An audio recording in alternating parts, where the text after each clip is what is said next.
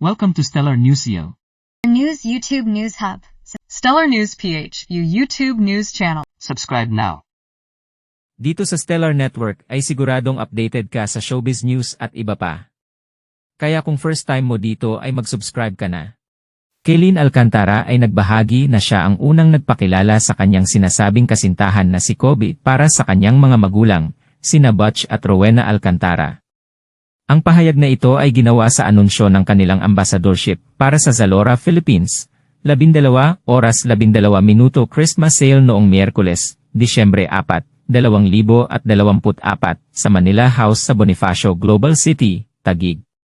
Sa kaganapan, nakilahok sina Kaylin at Kobe sa isang fast talk segment kasama ang mga dumalo, kung saan sumagot sila ng mga tanong tungkol sa kung sino ang unang nagpakilala sa kanilang mga magulang. Maging si Butch, ang ama ni Kaylin, ay kinumpirma na siya ang nagpakilala kay Kobe sa kanila.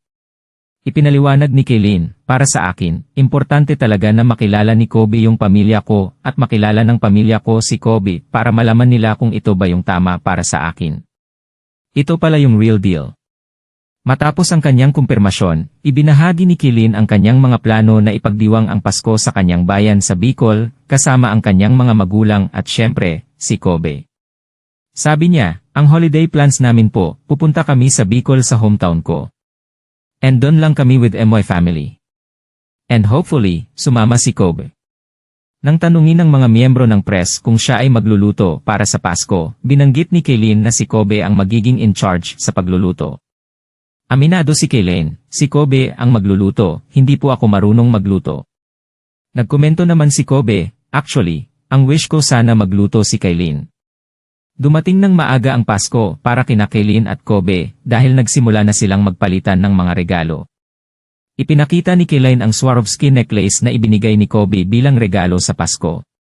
Sabi niya, si Kobe, meron siya sa aking niregalo na Swarovski necklace. The Infinity Necklace. Yun yung panguna this Christmas. Hindi tinukoy ni Kaylin kung aling partikular na kwintas ang natanggap niya. Ngunit may infinity necklace na available sa Zalora na nagkakahalaga ng PHP 15,500. Ibinahagi rin ni Kobe na si Kaylin ay nagbigay sa kanya ng chariol bangle, kaya't mayroon silang magkaparehong pulseras. Nang tanungin tungkol sa kanilang mga hiling para sa Pasko, ipinahayag ni Kaylin ang kanyang pasasalamat at kasiyahan. Sabi niya, Christmas wish, actually I'm contented right now so wala naman po masyado. Binanggit din niya na natanggap na niya ang kanyang hiling, isang Rolex watch. Rolex watch? Oo naman, pero nangyari na ngayon Pasko, nakuha ko na po. Para kay Kobe naman, sinabi niya, gusto ko ng house and lot. Wish lang naman. Bukod dito, tinitingnan din niya ang iba't ibang bagay, at idinadagdag ito sa kanyang shopping cart tulad ng basketball shoes, at ilang damit. Sa isang panayam kay PP, sinabi ni Kobe, I'll buy myself basketball shoes. Sa programa, binanggit niya rin, and for me, MY personal favorites COS. As a man, COS has all MY sizes. And for me, it's so hard to shop online.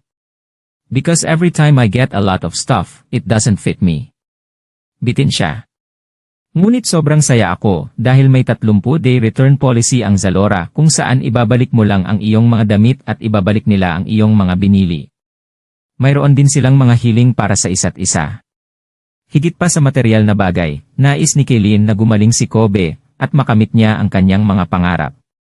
Sinabi ni Kaylin kay Kobe, Christmas wish ko sa'yo, I hope everything na nangyari in the past ay mag-heal na.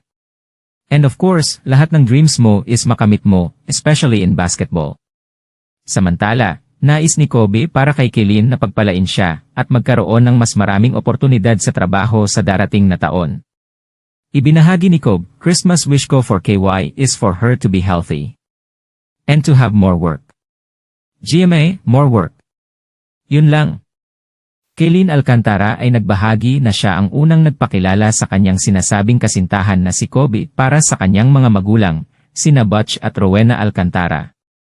Ang pahayag na ito ay ginawa sa anunsyo ng kanilang ambassadorship para sa Zalora Philippines, 12:12 Christmas sale noong Miyerkules, Disyembre 4, 2024 sa Manila House sa Bonifacio Global City, Taguig.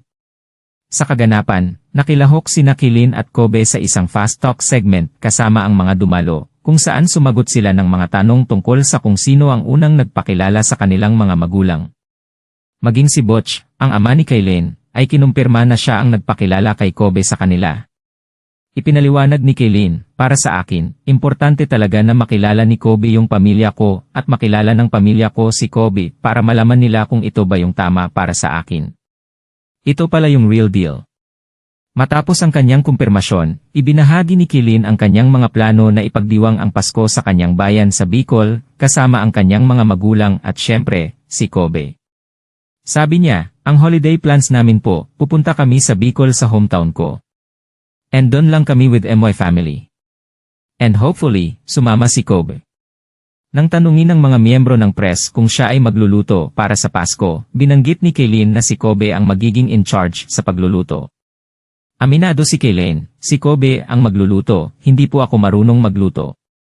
Nagkomento naman si Kobe, actually, ang wish ko sana magluto si Kaylin. Dumating ng maaga ang Pasko para kina Kaylin at Kobe dahil nagsimula na silang magpalitan ng mga regalo. Ipinakita ni Kaylin ang Swarovski necklace na ibinigay ni Kobe bilang regalo sa Pasko. Sabi niya, si Kobe, meron siya sa aking niregalo na Swarovski necklace. The Infinity Necklace. Yun yung panguna this Christmas. Hindi tinukoy ni Kaylin kung aling partikular na kwintas ang natanggap niya, ngunit may Infinity Necklace na available sa Zalora na nagkakahalaga ng PHP 15,500. Ibinahagi rin ni Kobe na si Kaylin ay nagbigay sa kanya ng Chariol Bangle, kaya't mayroon silang magkaparehong pulseras. Nang tanungin tungkol sa kanilang mga hiling para sa Pasko, ipinahayag ni Kaylin ang kanyang pasasalamat at kasiyahan.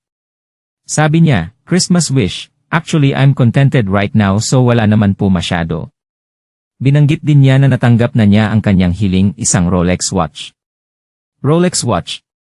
Oo naman, pero nangyari na ngayon Pasko, nakuha ko na po.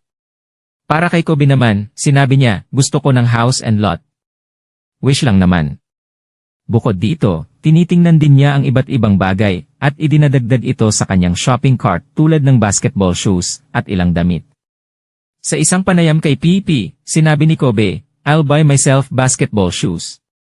Sa programa, binanggit niya rin, and for me, my personal favorites COS.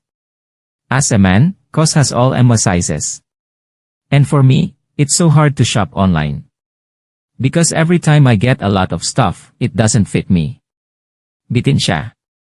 Ngunit sobrang saya ako dahil may 30-day return policy ang Zalora kung saan ibabalik mo lang ang iyong mga damit at ibabalik nila ang iyong mga binili. Mayroon din silang mga hiling para sa isa't isa. Higit pa sa material na bagay, nais ni Kaylin na gumaling si Kobe at makamit niya ang kanyang mga pangarap. Sinabi ni Kaylin kay Kobe, Christmas wish ko sa'yo, I hope everything na nangyari in the past ay mag-heal na. And of course, lahat ng dreams mo is makamit mo, especially in basketball. Samantala, nais ni Kobe para kay Kaylin na pagpalain siya at magkaroon ng mas maraming oportunidad sa trabaho sa darating na taon. Ibinahagi ni Kobe, Christmas wish ko for KY is for her to be healthy. And to have more work. GMA, more work. Yun lang. Ano ang masasabi nyo sa issue natin today? Feel free to comment your This has been Angelo, hanggang sa susunod na balita.